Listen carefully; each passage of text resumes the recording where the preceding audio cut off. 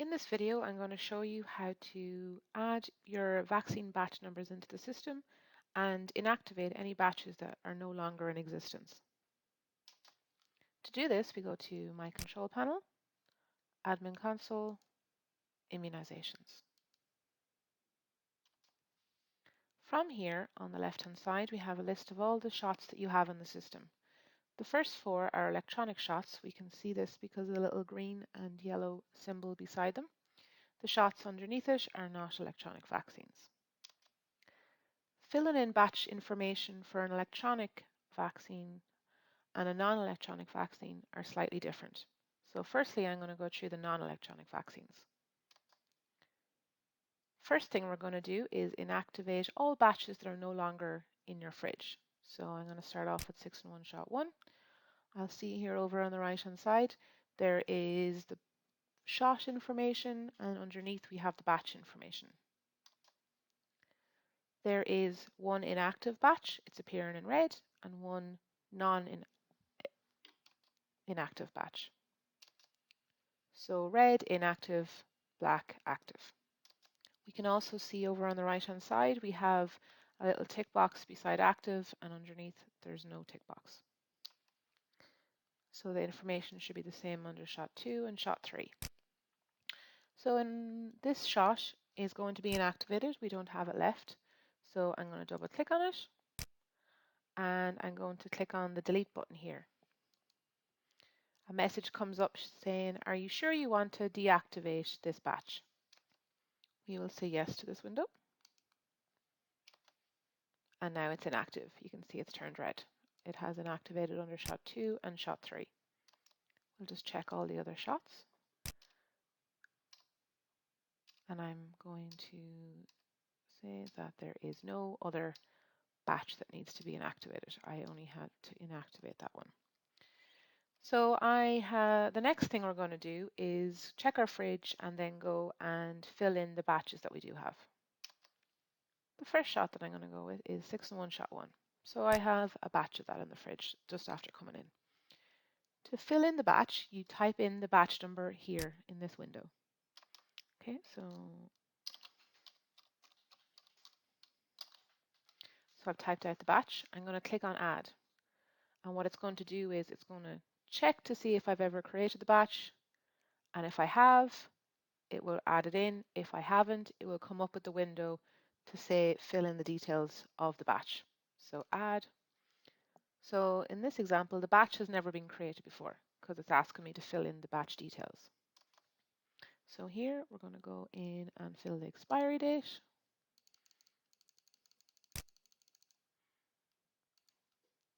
Batch count, how much have I got? 20, remaining 20. And I don't have to fill in any of the rest of this information, but you can if you want. Over on the right hand side, we're going to go look for the drug. So I click on the button with the 3 dots to the right of drug, and I'm going to type in the name of the shot. The name of the drug. So the name of the drug here is Infinrix. So I'm going to double click on this drug name, and it brings us back to the first window. That's most of the information there that we need. We don't really need anything else. The other useful thing that you can use is the complete batch when 0 remaining. So in this example, we have a batch count of 20, and when you give it inside a chart, it'll go down to 19. And again, if you give it again, 18, 17, 16, and so on. If you don't want it to appear in the drop-down when it gets to 0, you can go complete batch when 0 remaining. I'm going to do that here, and I'm going to click on save. The next thing we're going to do is go to 6-in-1 shot 2, and the batch number is pre-typed out from earlier. I'm going to click on add. It's basically search for the batch number, found it, and added it in. Do the same with 6-in-1 shot 3, type it out, it's already there, add, it's found it, automatically brought it in. So it's the same steps for any other type of shot. If you have one shot of it, you'll only need to add in the batch one time because there's only one shot. But you've got some like 6-in-1, Prevnar, Men-B, there's a multitude of shots. We'll go through that one more time. I'm going to go and add in a batch of PCV. So from here, it's remember the last batch number that I've added. So this is a new batch. So I'm going to delete this and type out a new batch.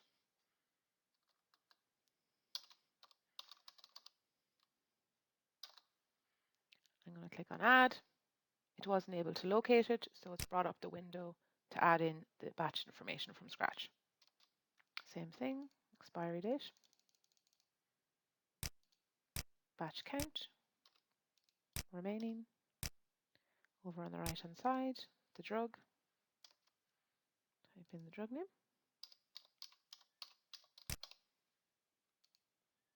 You locate it, double click on it, brings it back to the first window. From here, I'm going to also complete batch 10 remaining. Complete batch, save. Then I'm going to go to PCV shot 2. Batch is typed out from a moment ago, add.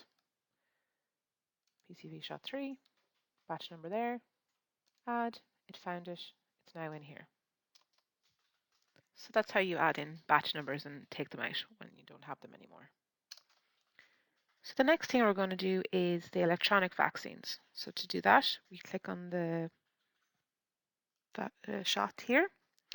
And the difference between these vaccines and the other vaccines are the HSE give us a list of all the active batches that are in circulation. We then send down an update to all of your systems telling you of all the batches. So that's why you see a list of them all here. So when you get a batch, you just have to come in here. The batch number will already be here. You just need to fill in your batch count. So what you do is you highlight the batch that you've received. The details down here at the bottom, you're going to put in a total. So you'll put in how much you received and how much you've got remaining. And you click on update. So you have 100 of these. So when you're given a shot in a chart, that'll be the one that you're using in this example.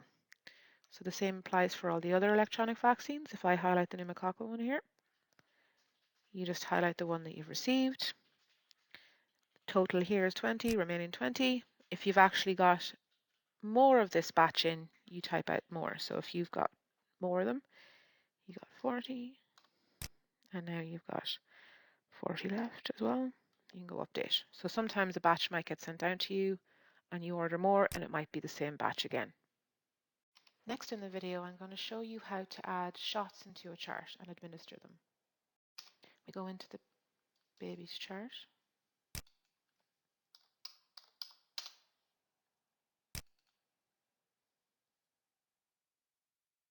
And we begin a consultation.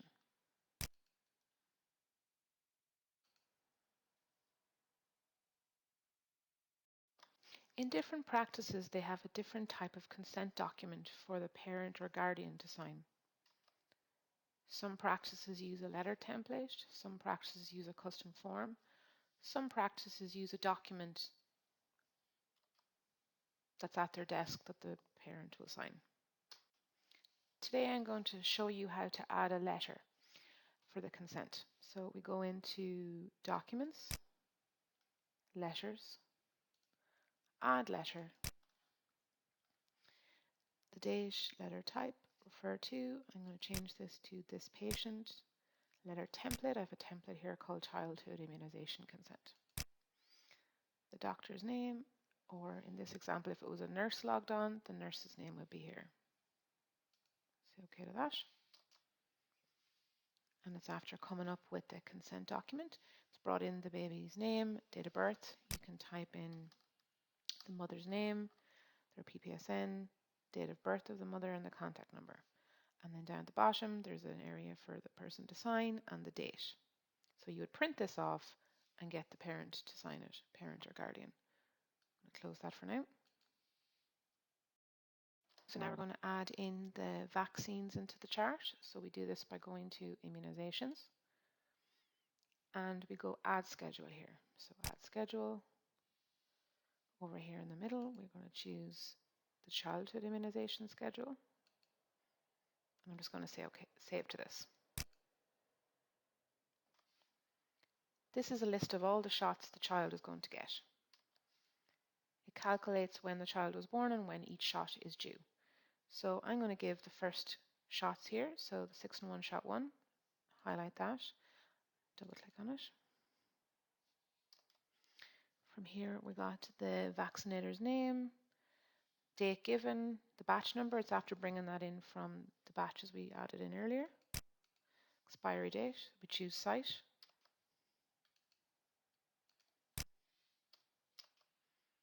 We're going to bring in the mother's name.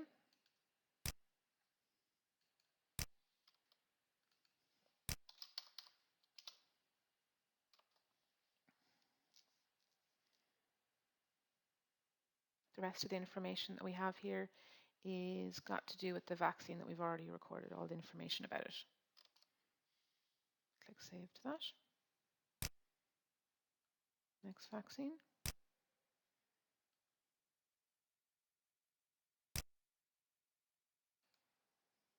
Just automatically remember the mother's name. Next one. So we didn't have a batch number, so I wanted to show it here. If you don't have it recorded already, you can fill in the batch number here. We don't have any in the drop down. So I'd type one in. Put in the expiry date.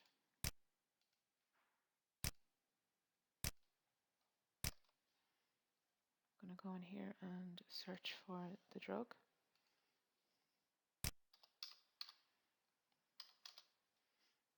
Select it. And we're going to click Save. Then we'll go to the next one. And it's brought in all the information from the batch ones. There was a different batch and there was a multitude to choose from. You select whichever one you're given. And we click Save. So that's all the shots we're going to give for this child today. The rest of them will be given within the following months. Next, you're just going to write in a note to say that you've given the shots. Notes.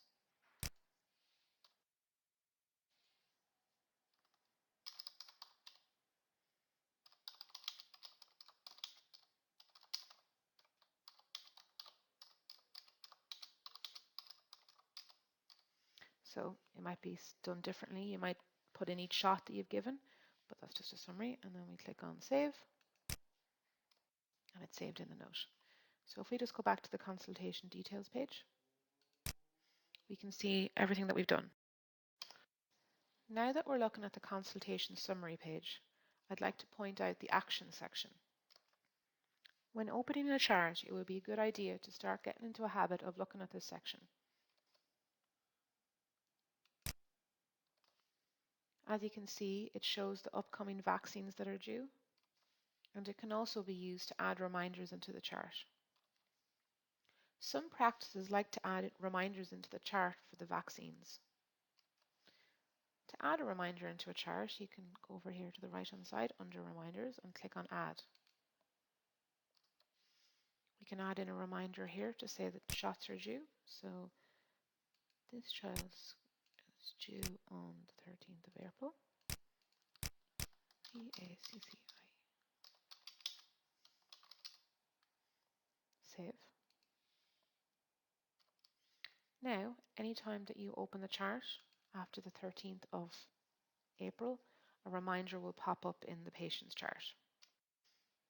And also you can see it's now in the action section here. So if you wanted to complete it, you can double click on it and just say complete. Exit out of that, and now the reminder is complete.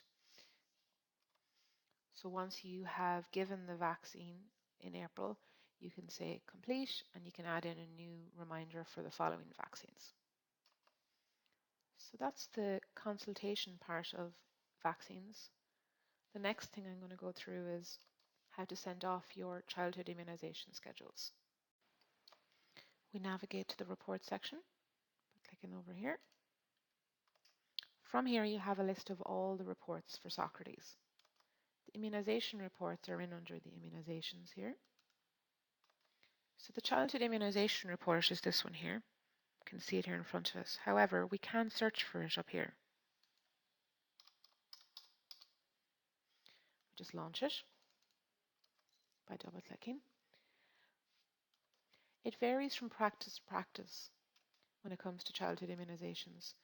Some nurses might send them off every day. Other nurses might do them at the end of a month. In this example, I'm going to do month at a time. So at the end of a month, or the beginning of the following month, we go start and go to the end of the month. And we leave all this as is. And we say OK to this. It's launched the report here now. So this includes all babies that have had a vaccine between that time period. On the first part here, we see we got Joe baby, which is the baby that we were in administering the vaccines. And further down the page is another child.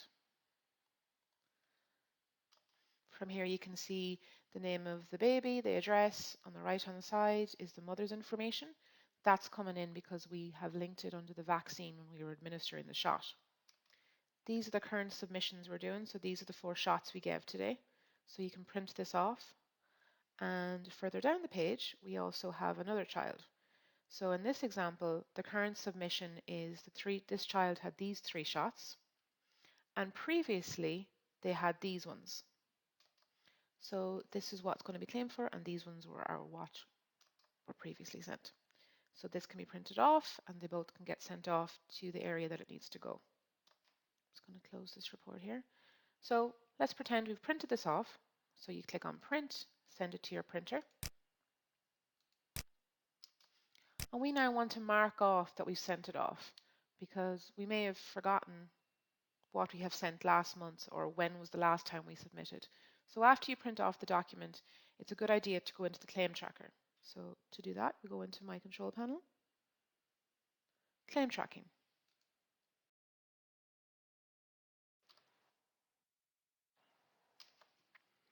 In this claim tracker section, when a shot is administered in a chart, it shows here. As you can see, there are the 4 vaccines that we administered in the chart for Joe baby. And earlier in the month, there is another child called Baby Test that got shots.